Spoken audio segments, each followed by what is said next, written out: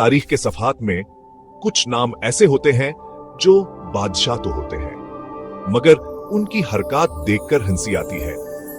या आंसू। ये कहानी है एक ऐसे बादशाह की जिसे तारीख रंगीला के लक़ब से याद करती है। वो बादशाह जिसकी रंगीनियां एक अजीम सल्तनत के जवाल का आगाज बन गए। एक नौजवान तख्त पर बैठा, निगाहों में ख्वाब, दिल में तमन्नाएं। मोहम्मद शाह को यकीन था कि वो मुगल सल्तनत को नई बुलंदियों पर ले जाएगा, मगर किस्मत को कुछ और ही मंजूर था। मोहम्मद शाह ने जल्द ही दरबार को बादशाही की बजाय एक रंगीन स्टेज में बदल दिया।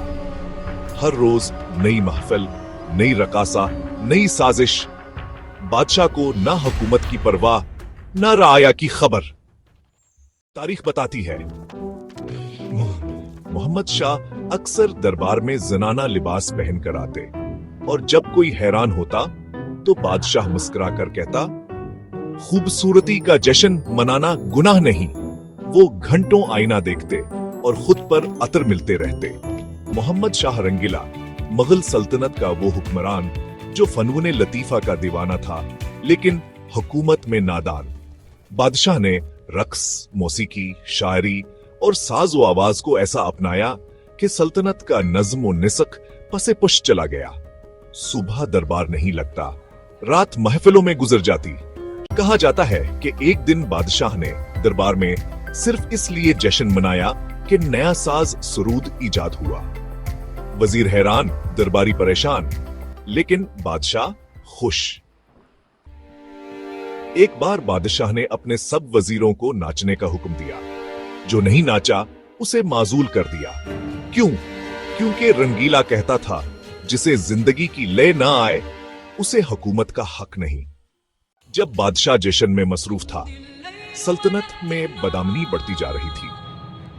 सूबे बगावत कर रहे थे, खजाना खाली हो रहा था और मुगल सल्तनत का साया मुधम होता जा रहा था। लेकिन जब नादिर शाह ईरान से हमला आवर हुआ तो ये रंगीन महफिलें खामोश हो गए। 1739 में दिल्ली का कत्ल आम हुआ, हजारों मारे गए।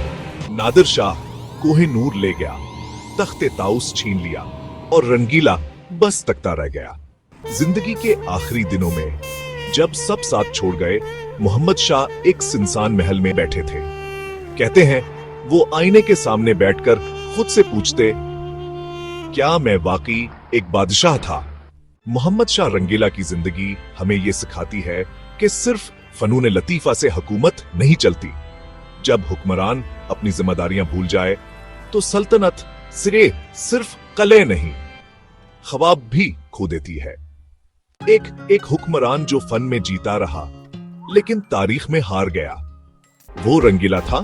बेशक ऐसी सच्चाइयों से भरपूर तारीखी कहानियां देखने के लिए हमारे चैनल को सब्सक्राइब कीजिए, क्योंकि तारीख सिर्फ माजी नहीं, ये आइंदा की राह भी दिखाती है।